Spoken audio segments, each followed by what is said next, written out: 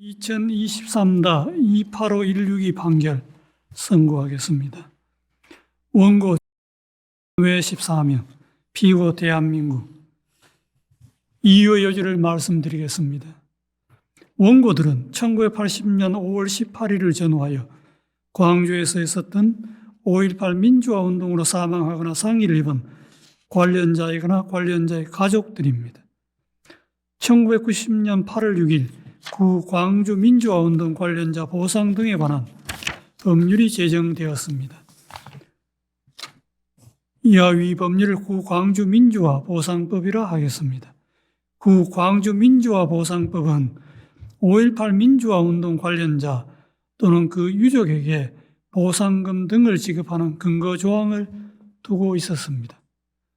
이에 따라 원고들 중 일부는 1990년경 또는 1994년경 관련자 유족으로서 보상금 등을 신청하고 광주 민주화운동 관련자 보상심의위원회로부터 보상금 등 지급 결정을 받아 보상금 등을 수령하였습니다.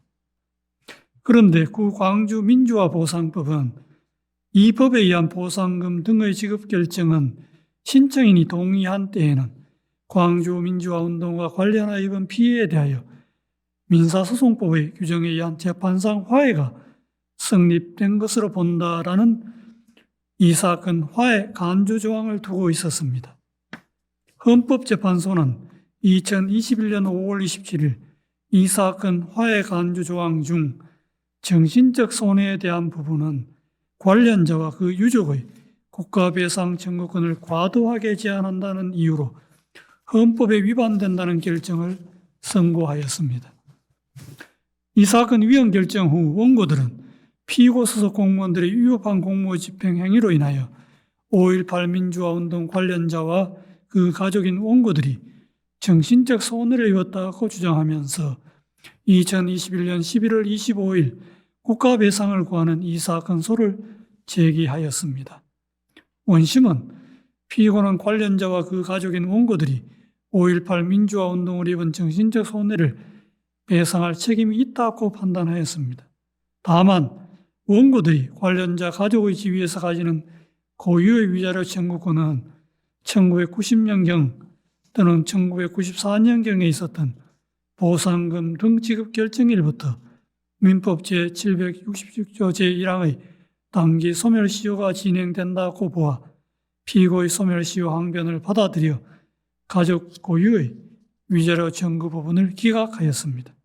원고들은 이 사건 위헌 결정이 있기 전까지 가족 고유의 위자료 청구권을 행사할 수 없는 법률상 장애가 존재하였다고 주장하였으나 원심은 이를 배척하였습니다. 이러한 원심 판결에 대하여 원고들이 상고하였습니다. 이 사건의 쟁점은 원고들이 5.18 민주화운동 관련자의 가족으로서 가지는 고유의 위자료 청구권이 국가배상 청구권에 대하여도 수용되는 민법 제766조 제1항에서 정한 3년의 시효로 소멸하였는지 여부입니다. 구체적으로 이 사건 화해 간주 조항이 관련자의 가족인 원고들 고유의 위자료 청구권 행사에도 권리 행사 장애 사유로 존재하였는지, 이에 따라 원고들 고유의 위자료 청구권의 소멸시효 기산점을 민법 제166조 제1항에 따라 이 사건 화해 간주 조항의 위헌으로 선언된 이 사건 위헌 결정일로 볼 수 있는지가 문제됩니다. 결론적으로 관련자의 가족인 원고들이 보상금 등 지급 결정으로 손해 및 가해자를 알았더라도 원고들에게는 이 사건 위헌 결정이 있기까지 가족 고유의 위자료 청구권을 행사할 수 없었던 장애 사유가 존재하였다는 것이 대법원의 다수 의견입니다. 그 이유는 다수 의견 집필 대법관이 말씀드리겠습니다.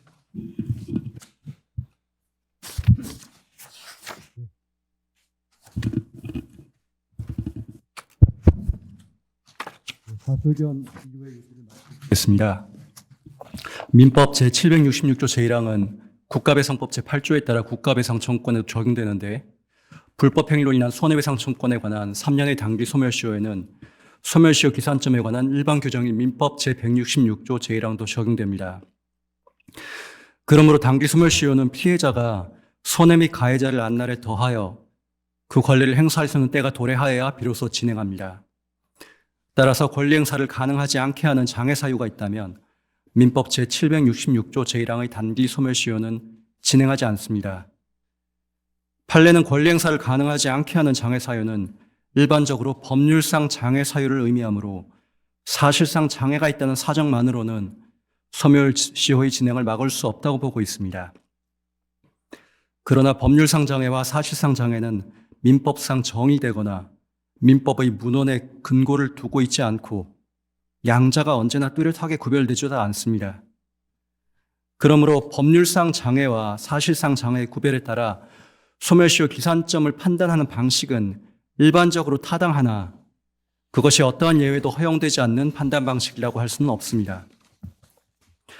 민법 제166조 제1항에 따른 소멸시효 기산점인 권리를 행사할 수 있는 때의 궁극적 판단 기준은 권리 행사의 객관적, 합리적 기대 가능성입니다. 그러므로 불법 행위로 인한 손해배상 청구권을 행사함에 있어 객관적, 합리적 기대 가능성을 부정하는 사유가 있다면 그것이 일반적으로 이해되는 법률상 장애 사유가 아니라도 단기 소멸시효가 진행하지 않는다고 보아야 합니다. 이때 권리 행사의 객관적, 합리적 기대 가능성이 있는지는 소멸시효 제도의 취지와 더불어 권리의 목적과 성격, 채권자와 채무자의 특성과 상호관계, 사안의 유형과 맥락 등을 두루 규범적으로 고려하여 권리 행사가 문제되는 시점의 일반인을 기준으로 판단하여야 합니다. 또한 국가배상 청구권은 국가가 개인의 기본권 보장 의무를 저버린 채 오히려 국민에 대해 불법 행위를 저지름으로써 발생한 손해를 사후적으로 회복 구제하기 위해 마련된 특별한 기본권이라는 점을 고려할 필요가 있습니다. 나아가 이른바 과거사 사건과 같이 공무원들이 조직적으로 관여하여 불법 행위를 저질러 중대한 인권 침해가 발생하였고 이후 진실 규명의 어려움, 억압적 사회 분위기 등으로 국가배상 청구권 행사가 사실상 곤란하였다면 이러한 사정도 함께 참작하여야 합니다. 일반적으로 법률의 부지나 잘못된 법률 해석은 권리 행사의 객관적, 합리적 기대 가능성을 부정하는 사유가 아닙니다. 하지만 가해자인 국가가 국가배상 관련 법령을 제정 집행하는 과정에서 국가배상의 법률 관계를 복잡하고 불명확하게 만들었고 그로 인하여 피해자인 국민이 자신의 권리 관계를 제대로 인식하지 못하여 그 권리를 행사하기 어렵게 된 경우는 달리 볼 수 있습니다. 이 경우 권리 행사 가능성은 관련 법령의 내용 및 이에 따른 국가의 조치 등에 비추어 일반적인 피해자라면 국가의 권리를 행사할 것이라 객관적 합리적으로 기대할 수 있었는가를 중심으로 국가배상제도의 목적과 피해자 보호 필요성 등을 함께 고려하여 신중하게 판단하여야 합니다. 이에 따라 이 사건을 판단해 보겠습니다. 관련자의 가족인 원고들은 구강주 민주화 보상법에 따른 보상금 등 지급 결정이 있은 무렵에는 피고의 불법 행위와 그로 인한 손해에 대하여 현실적이고도 구체적으로 인식할 수 있었다고 볼 수 있습니다. 그러나 원고들에게는 이 사건 위헌 결정이 있기까지 관련자 가족 고유의 위자료 청구권을 행사할 수 없었던 장애 사유가 존재하였다고 보아야 합니다. 그 근거를 설명해 드리겠습니다. 이 사건 화해 간주 조항은 관련자 본인의 피해와 관련자 가족 고유의 피해를 준별하지 않고 있고 정신적 손해를 그 효력 범위에서 배제하고 있지 않습니다. 이에 대법원은 이 사건 위헌 결정 전까지는 신청인이 보상금 등 지급 결정에 동의한 때에는 위자료를 포함하여 그가 5.18 민주화 운동과 관련하여 입은 피해 일체에 대하여 재판상 화해와 동일한 효력이 발생한다고 해석하였습니다. 원고들 중 보상금을 수령한 사람들은 그 보상금 등을 받을 때에는 그 사건에 대하여 화해 계약하는 것이며 그 사건에 관하여 어떠한 방법으로라도 다시 청구하지 아니하겠음을 서약함이라고 기재된 동의 및 청구서를 제출하기도 하였습니다. 이와 같이 관련 법령 규정, 동의 및 청구서의 서약 부분을 고려하면 보상금 등 지급 결정에 동의하여 보상금 등을 수령한 유족은 자신의 고유한 손해를 포함한 일체의 손해배상 문제가 보상금 등의 수령으로 포괄적, 종국적으로 정리되었다고 이해하였을 가능성이 높습니다. 따라서 이들이 보상금 등을 수령한 후에 별도로 국가배상 청구권을 행사할 수 있을 것이라고 객관적 합리적으로 기대하기는 어렵습니다. 보상금 등을 수령하지 않은 가족도 마찬가지입니다.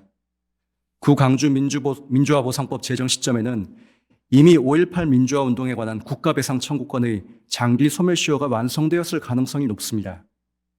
그리고 보상금 등 지급 결정 당시에는 장기 소멸시효 기간이 지난 후에도 국가배상 청구권을 행사할 수 있도록 하는 법리나 입법이 존재하지 않았습니다. 또한 피해의 직접 당사자인 관련자 본인이나 재산 상속인인 유족조차 보상금 등을 지급받는 외에는 국가배상 청구권을 행사할 수 없다고 이해되고 있었습니다. 이러한 사정들과 당시 사회적 분위기까지 고려하면 보상금 등을 수령하지 않은 가족들이 별도로 자신의 정신적 피해에 대한 국가배상 청구권을 행사할 수 있다고 인식하고 이를 실제로 행사하기를 기대하기는 어려운 상황이었습니다. 이상과 같이 관련자의 가족이 권리 행사를 하지 못한 상황은 국가가 뒤늦게 보상 관련 법령을 제정 집행하는 과정에서 보상의 대상과 범위를 협소하게 규정하고 보상 절차를 신속히 마무리하려고 하면서 초래한 측면이 있습니다.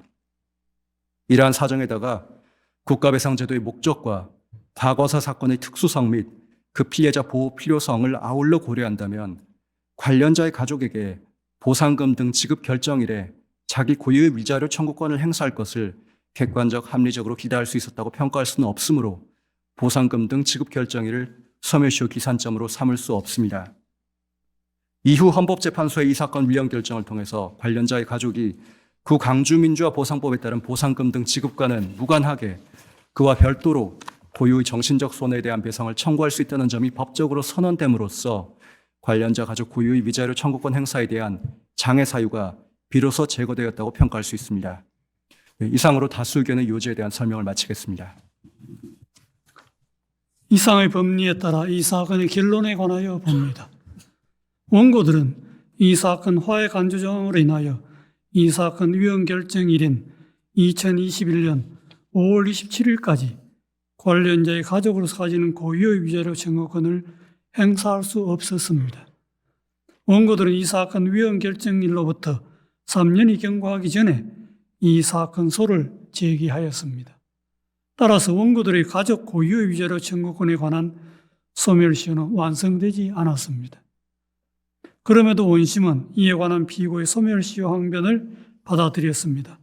이러한 원심 판단에는 소멸시효의 진행을 막는 권리행사 장애 사유 등에 관한 법리를 오해하여 판결에 영향을 미친 잘못이 있습니다. 이상의 다수 의견에 대하여는 대법관 오경미의 별개 의견, 대법관 노태학의 반대 의견이 있고 다수 의견에 대한 대법관 권영준의 보충 의견, 별개 의견에 대한 대법관 오경미의 보충 의견, 반대 의견에 대한 대법관 노태학의 보충 의견이 있습니다. 그중 별개 의견의 요지는 별개 의견 집필대법관이 말씀드리겠습니다. 별개 의견의 요지를 말씀드리겠습니다. 별개 의견 또한 다수견과 같이 원심이 피고의 소멸시효 항변을 받아들여 가족 고유의 위자료 청구를 기각한 부분을 파기한다는 결론은 같습니다. 그런데 별개 의견은 다수견과 다르게 가족 고유의 위자료 청구권이 일단 소멸시효가 완성되었다고 보되 다만 국가인 피고가 소멸시효 항변을 하는 것은 신의성실의 원칙에 반하는 권리남용에 해당하여 허용될 수 없다고 봅니다. 따라서 국가의 소멸시효 항변은 배척되어야 합니다. 별개 의견은 민법 166조 1항에 적용해서 선례에 따른 법률상 장애와 사실상 장애의 구분 기준을 유지해야 한다는 입장입니다. 한편 사실상 장애로 권리 행사의 객관적 합리적 기대 가능성이 없는 사안이라면 이는 소멸시효 완성 주장이 권리남용에 해당하여 허용할 수 없는 때에 해당한다고 봅니다. 상세한 이유를 설명드리겠습니다. 민법 166조 1항에 따라 소멸시효의 진행 여부를 결정하는 기준인 법률상 장애와 사실상 장애는 본래 구별이 쉽지 않습니다. 그럼에도 다수견은 여기에 권리 행사의 객관적 합리적 기대 가능성 기준을 추가하여 불명확성을 가중시켰습니다. 이는 사실심 법관에게 심리의 부담을 주고 결국 법적 안정성을 해칠 수 있습니다. 그리고 다수 의견이 권리 행사의 객관적 합리적 기대 가능성의 판단 사유로 제시한 것들은 새로운 것이 전혀 아닙니다. 이는 선례가 이미 소멸시효의 권리남용 재항변 판단에서 고려했던 사유들을 가져온 것입니다. 이와 같이 다수 의견은 선례와도 정합하지 않습니다. 과거사 정리법이 2005년에 시행되면서 대법원은 2011년에 이르러 아람의 사건과 인혁당 재건의 사건 등 다양한 과거사 사건에서 피해자를 구제하였습니다. 이때 대법원은 과거사 사건 피해자로서는 자신의 권리를 행사할 수 없는 객관적 장애가 있었으므로 국가의 소멸시효 주장은 권리남용에 해당한다고 판단하였습니다. 이러한 선례의 태도는 소멸시효 제도의 운용에서 법적 안정성을 도모하면서도 과거사 사건의 특수성에 맞는 구체적 타당성까지 확보한 것입니다. 그때의 법리는 지금도 여전히 보편 타당하게 적용될 수 있습니다. 또한 다수 의견이 내세운 권리 행사의 객관적 합리적 기대 가능성 법리는 과거사 사건 피해자들을 총체적이고 차별 없이 구제할 수 있는 법리로 기능하지 못합니다. 이 사건은 화해 간주 조항에 대한 헌법재판소의 위헌 결정이 있었기 때문에 다수 의견은 이를 단기 소멸시효 기산점으로 삼아 원고들을 모두 구제할 수 있었습니다. 그러나 과거사 사건 피해자들 중에는 재심 무죄 판결을 받을 수 없거나 과거사위원회의 진실규명 결정이 없는 사람들이 여전히 남아 있습니다. 이들의 경우에는 오래전에 불법행위가 있었던 날 이후에는 단기 소멸시효 기산점으로 삼을 만한 단초가 없습니다. 다수 의견의 권리 행사의 객관적 합리적 기대 가능성 기준을 동원하더라도 이들을 구제할 수 없습니다. 별개 의견은 다수 의견으로 구제할 수 없는 이러한 과거사 사건 피해자들 모두에 대하여 일반적으로 적용할 수 있는 보편성 있는 법리를 제공하자는 입장입니다. 그것은 전혀 새로운 법리가 아니라 바로 아람의 사건과 인혁당 재건의 사건에서 대법원이 이미 전개하였던 권리남용의 법리입니다. 이 사건은 신의 성실의 원칙을 적용하는 본래의 모습으로 돌아가 피고의 소멸시효 항변을 권리남용 법리에 따라 배척하는 것이 타당합니다. 아울러 아람의 사건과 인혁당 재건의 사건 선례 이후 과거사 사건의 실질적 권리구제를 가로막고 있는 선례의 법리는 부당함으로 폐기되어야 한다는 점을 지적해 둡니다. 이는 2013년 5월 16일 선고 2012-2028-19호 전원 합의체 판결과 그 후속 판결 중 상당한 기간에 관한 법리입니다. 여기서 대법원은 소멸시효 항변을 권리남용으로 배척하기 위해서는 채권자가 상당한 기간 내에 권리를 행사할 것을 요구하였습니다. 나아가 그 기간을 권리 행사의 장애가 해소된 때부터 원칙적으로 6개월, 예외적으로 3년으로 짧게 제한하였습니다. 이 법리는 채권자의 권리 행사 기간을 부당하게 제한하므로 폐기되어야 합니다. 불법 행위로 인한 손해배상 청구권의 경우 원래의 권리 행사 기간인 3년 내에 권리를 행사하는 것으로 충분합니다. 이에 따라 이 사건에 관하여 보겠습니다. 관련자의 가족들에게는 이 사건 화해간주 조항의 효력이 원래 미치지 않습니다. 그러한 법률 조항의 존재는 법률상 장애는 아닙니다. 따라서 가족 고유의 위자료 청구권의 단기 소멸시효는 일단 완성되었다고 볼 여지가 있습니다. 그러나 관련자의 가족들은 이 사건 화해 간주 조항 때문에 위자료 청구를 객관적으로 사실상 행사할 수 없었습니다. 이 사건 위헌 결정으로 그러한 장애가 비로소 해소되자 3년 내에 이 사건소를 제기하였습니다. 따라서 피고의 소멸시효 항변은 신의 성실 원칙에 반하는 권리남용에 해당하여 허용될 수 없습니다. 그럼에도 피고의 소멸시효 항변을 받아들인 원심 판단에는 소멸시효 항변의 권리남용 법리를 오해하여 판결에 영향을 미친 잘못이 있습니다. 5.18 민주화 운동은 전두환 등 군부가 저지른 내란죄 범행에 대하여 시민들이 민주주의 헌법 질서를 수호하려 나선 정당한 저항 운동입니다. 이는 과거사 사건 중에서도 역사적 상징성과 국가폭력의 잔혹함에서 특별함이 있습니다. 광주 시민들의 저항과 희생 덕분에 민주주의 헌법 정신의 가치가 성장하였고 법원 또한 기본권 보장이자 헌법수 기관으로 자리 잡게 되었습니다. 그럼에도 이 시점까지 그 관련자와 가족들에 대한 온전한 권리 구제가 이루어지지 않고 있는 것은 부끄럽고 안타까운 일이 아닐 수 없습니다. 이 사건과 같은 과거사 사건에서 법원이 소수자와 약자의 보호라는 헌법적 책무를 다하기 위해서는 법관의 합헌적 해석이 특히 중요함을 강조하고자 합니다. 또한 그 전제로서 법원은 과거 권위주의 시대의 과거사 사건 피해자들에 대한 위법한 유죄 판결과 불법 구금의 형태로 발현되었던 자신의 가해자성을 자각할 필요가 있습니다. 이 사건에서 다수 의견이나 별개 의견은 모두 합헌적 법률 해석을 통해 과거사 사건에 적용할 소멸시효 법리에 접근하여 피해자의 구제 방안을 제시하려 노력한 결과물입니다. 이를 계기로 과거사 사건 피해자의 온전한 구제를 위하여 우리 사회에 추가적인 노력이 이어지기를 기대합니다. 이것으로 별개 의견에 대한 설명을 마칩니다. 다음으로 반대 의견의 여지를 반대 의견 집필대법관이 말씀드리겠습니다. 예, 반대 의견 이외 여지를 말씀드리겠습니다. 5.18 민주화 운동으로 관련자와 그 가족들이 겪은 고통에 대하여 충분한 배상과 또 보상이 이루어져야 한다는 것에 대해서는 그 뜻을 같이 합니다. 그렇지만 그러한 결론을 이끌어내기 위하여 다수 의견이 들고 있는 권리 행사의 객관적, 합리적 기대 가능성이라는 판단 기준은 소멸시효 제도의 취지나 현재 법리의 정면으로 반하는 것입니다. 다수 의견은 확립된 법리에 대한 진지한 통찰이 부족하고 예외의 이론의 남용이라 할 것입니다.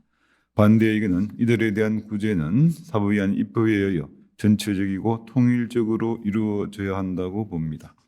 그 상세한 이유를 설명드리겠습니다. 소멸시효 진행 여부를 법률상 장애와 사실상 장애의 구별에 따라 판단하는 것은 선례의 확고한 입장입니다. 그런데 다수 의견은 민법 제166조 제1항의 권리를 행사할 수 있는 때의 궁극적인 판단 기준을 권리 행사의 객관적, 합리적 기대 가능성이라고 하면서 사실상 장애 사유라고 하더라도 권리 행사의 객관적, 합리적 기대 가능성이 없다면 소멸시효가 진행되지 않는다고 하였습니다. 다수 의견은 이를 법률상 장애와 사실상 장애의 구별의 예외라고만 설명합니다. 그러나 이는 기존 판례에 저촉되는 해석이자 법률상 장애와 사실상 장애의 구별에 관하여 확립된 법리를 허무는 것입니다. 다수 의견은 민법의 소멸시효 관련 규정들과의 관계에 대해서도 그대로 받아들이기는 어렵습니다.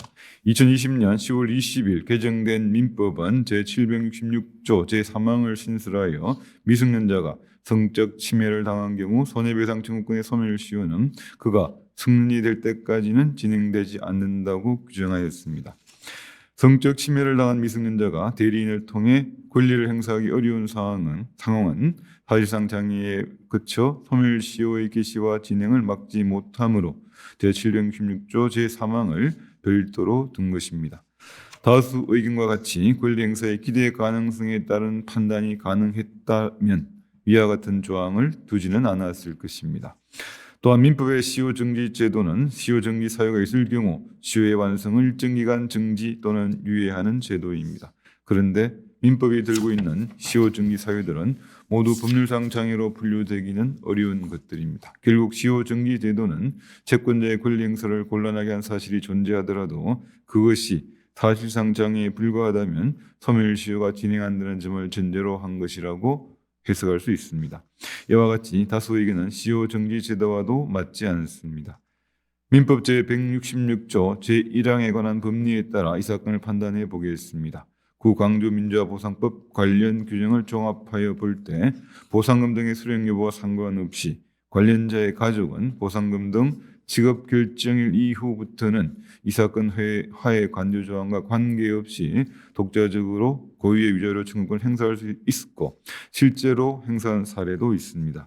설령 관련자의 가족들이 관련 법률의 규정의 의미를 알지 못하고 알지 못함에 과실이 없다고 하더라도 이는 시효 진행을 막는 법률상 장애가 아닙니다. 따라서 원고들의 가족 고유의 위자료 청구권은 소멸시효가 완성되었다고 본 원심의 판단에 소멸시효 등에 관한 법리를 오해하여 판결에 영향을 미친 잘못이 없습니다. 이상으로 반대 의견의 요지에 대한 설명을 마치겠습니다. 다수 의견에 따라 다음과 같이 판결합니다. 주문.